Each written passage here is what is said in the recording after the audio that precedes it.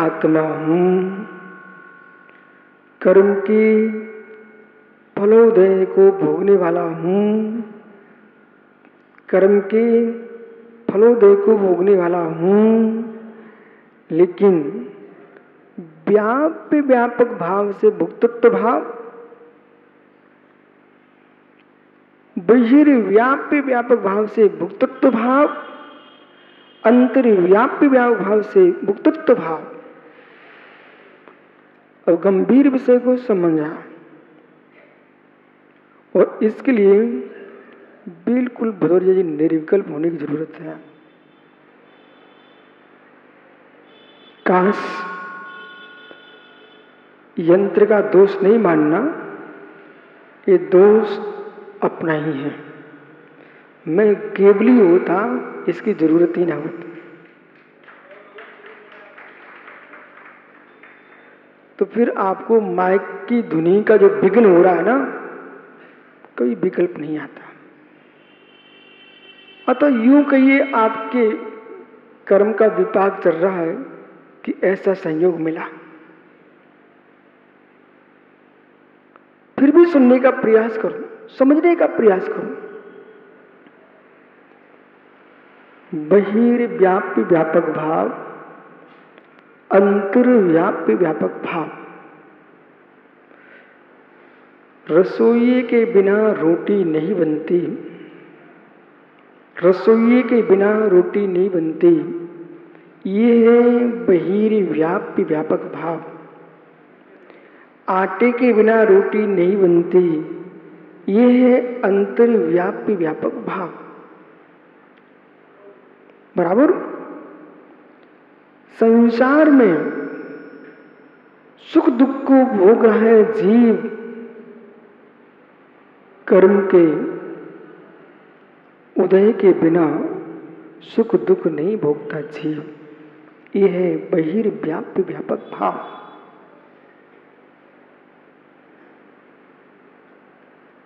यह बहिर्व्याप्य व्यापक भाव अभी समझना, आपको लग रहा है अंतर्व्याप्य व्यापक भाव जैसा। ये जीव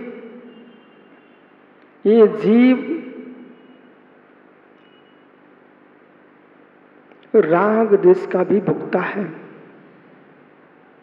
ये जीव व्यवहार से कर्म जन्य सुख दुख का भुगता है।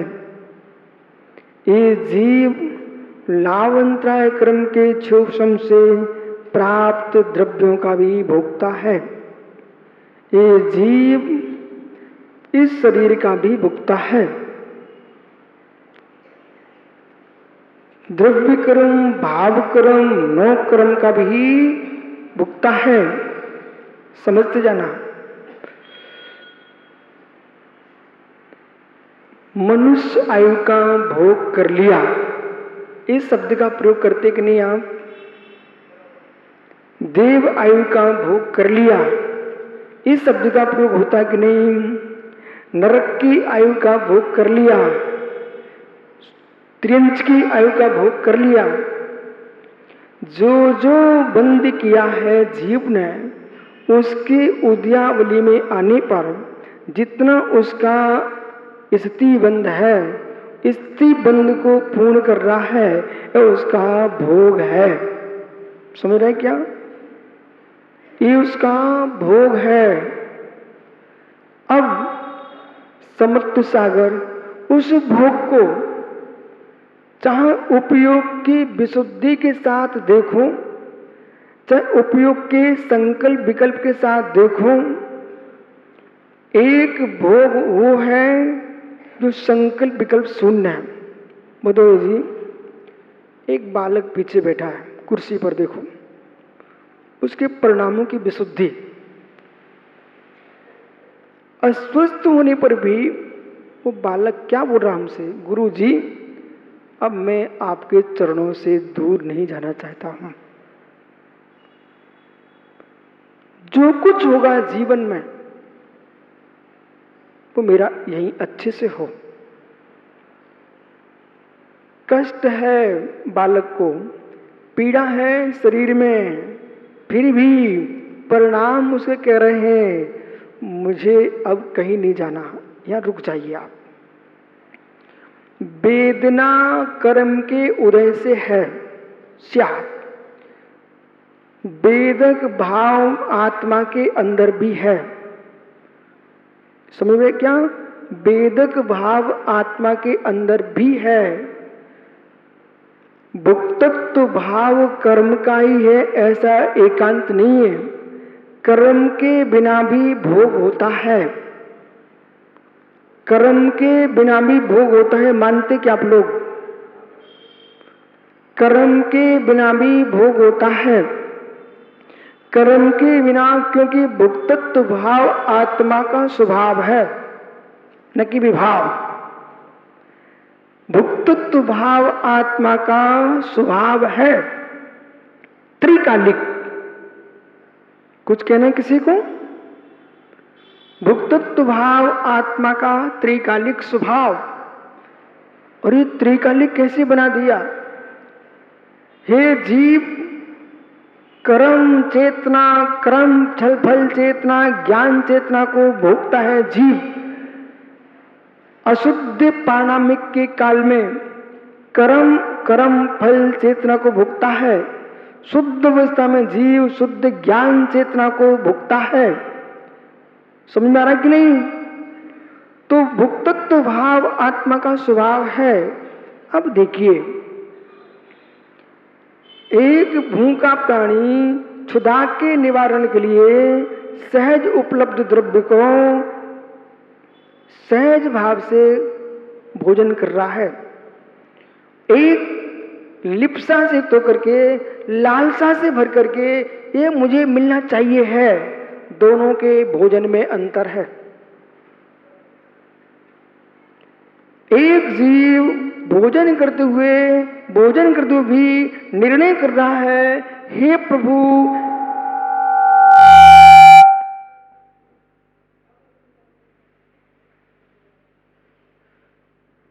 अनशन स्वभावी आत्मा है। आत्मा अनशन स्वभावी है। असन आत्मा का धर्म नहीं है। रोटी के टुकड़ों से मेरी मुक्ति कैसे हो?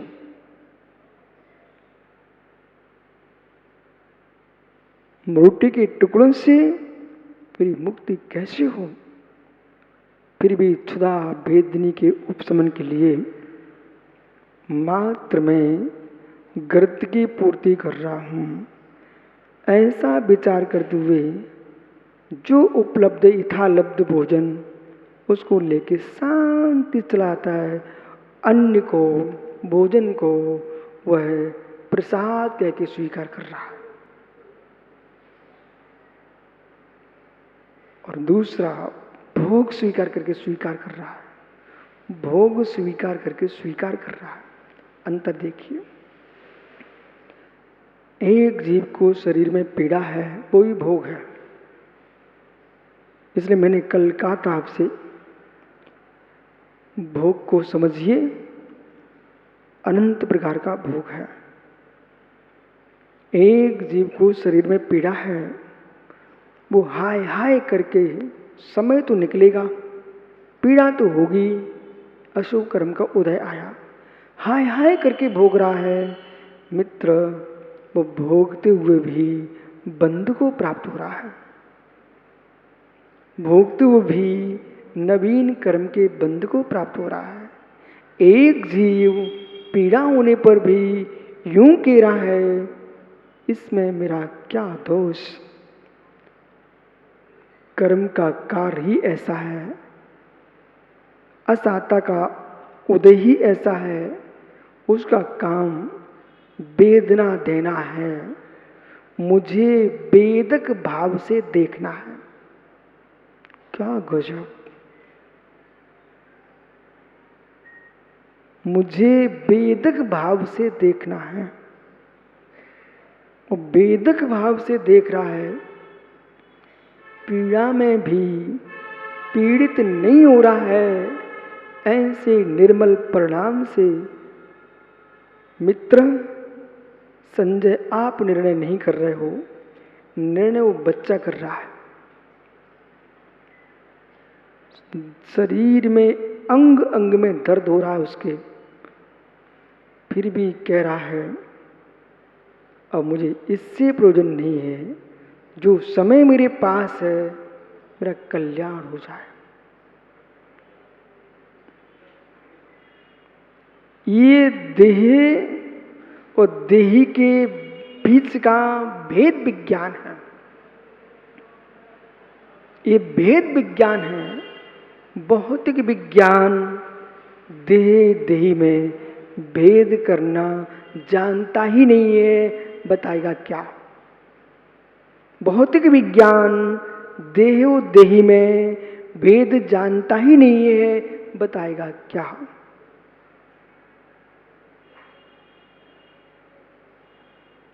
जो भोगों को अमृत कहता है,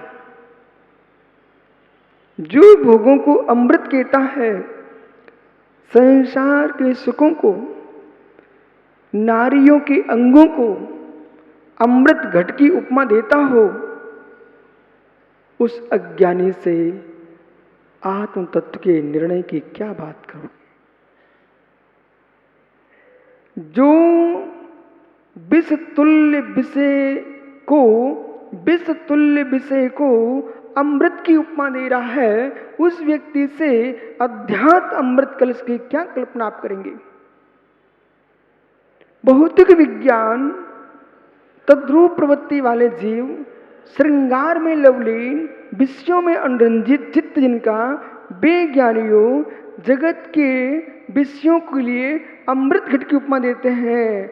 और योगी वही कहता है, जीव वासना मात में भी तत्, वासना मात में भी तत्, सुखम दुखम च देहिना तथा वो जयंते भोगा रोगा इवापदी। ये वासना मात्र है जो तुम देख रहे हो, उद्वेग को उत्पन्न करने वाली है, और भोग जो है रोग है, भोग जो है रोग है, वो आपत्ति का घर है।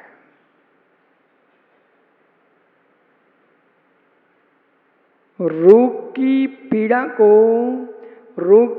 पीड़ा को समता भाव से जो सहन करता है, ऐसा भेद विज्ञानी जीव भोग को अनुभव करता हुआ भी बंध को प्राप्त नहीं होता।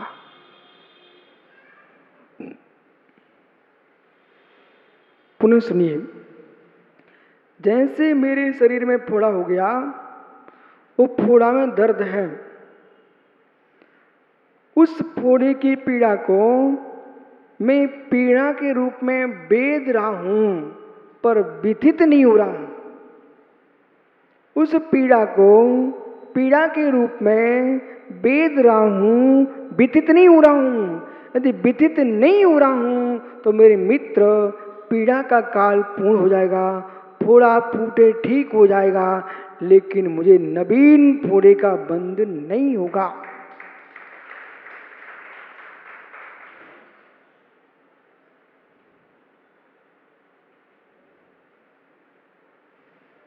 चूल्हे में आग जल रही है।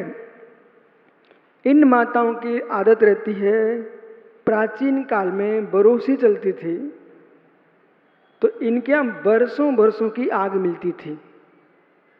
मतलब ये वर्षों वर्षों की आग कैसे रहती थी?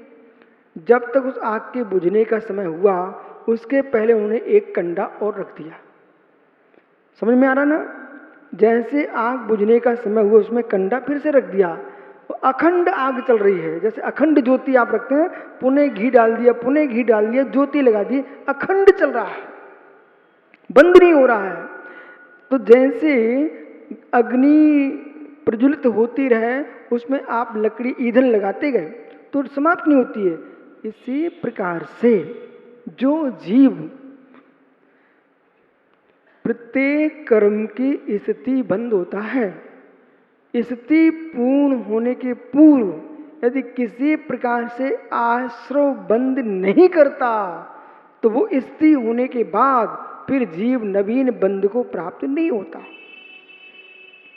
वो स्थिति पूर्ण होने के पहले ही राग देश कर चुका, वो कर्म विपाक को नुभा ततस निर्जरा, विपाक का भेदन करता हुआ उदय को प्राप्त होता हुआ और पुनः वो निर्जीर्ण हो जाता है, परंतु नवीन कर्म उदय में पुनः आ जाता है।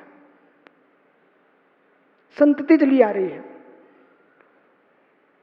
केले के वृक्ष को ऊपर से निकाल के फेंक दिया, कदली घात, कदली घात केले के वृक्ष को ऊपर से निकाल के फेंक दिया, यानी कुछ दिन के बाद पुनः पीके आते हैं, उसमें पुनः फल आते हैं। एक बार फल आने के बाद किसान फिर से उसके पेड़ को निकाल के फेंक देता है, पुनः उसी में पीके आते हैं, यानी वो ऊपर से निकाल के फेंकता है, जड़ को निकाल के नहीं फेंकता है, तो नवीन नवीन पीके आते ही हैं। इसी प्रकार से आपके कर्म का बंध किया था, उदय में आ गया, पर आपने कर्म उदय के काल में संक्लेशता का त्याग नहीं किया, तो पुनः नवीन पी के फूट गए, फिर पुनः कर्म उदय में आएंगे। उनका भोग बार बार करना पड़ेगा।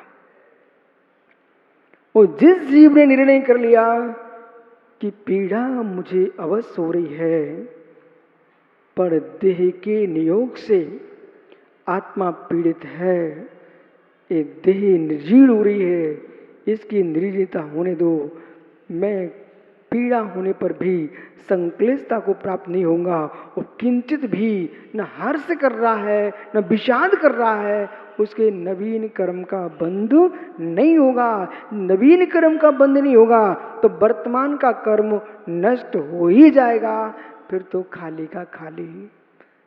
अगला दृष्टांत पे आइए, शांति धारा का कलश, शांति धारा की झारी, लंबी शांति धारा हो रही थी, कलश छोटा था, उसमें पानी बराबर टोंटी से निकल रहा था, निकलने दो, परंतु दूसरा श्रावक लोटे में पानी लिए खड़ा रहता है, उसने फिर से पानी डाल दिया, झारी खाली नहीं होती। लेकिन पानी निकलता रहे, वो नवीन पानी भरो मत उसमें से, तो मेरे मित्र झारी खाली होगी कि नहीं? पानी मत भरना, लेकिन निकलने दो, निकलता रहेगा, भरा नहीं जाएगा तो नियम से खाली होगी। इसी प्रकार से पूर्ववद्य कर्म जो उदय में आ रहे हैं, उनका भोग जीव कर रहा है, उनके भोगने में संक्लेशता का प्रयोग नहीं कर रहा है, अशुभ कर्म का सहज निकल रहे हैं, वो निकल जाएंगे, खाली हो जाएंगे, नवीन कर्म का बंध नहीं होगा।